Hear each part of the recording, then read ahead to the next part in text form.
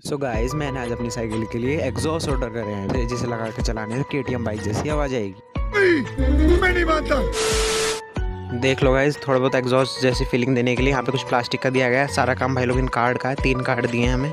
चलो first card ला के देखते हैं इसकी वॉइस कैसी आती है। भाई लोग देख लो, कार्ड इस तरह लगते हैं और भाई लोग लग चुके हैं। आप देखते हैं इसकी वॉइस कैसे आती है।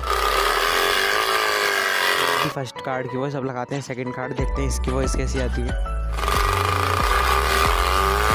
अब बारी आ गई मेरे फेवरेट थर्ड वाले कार्ड की।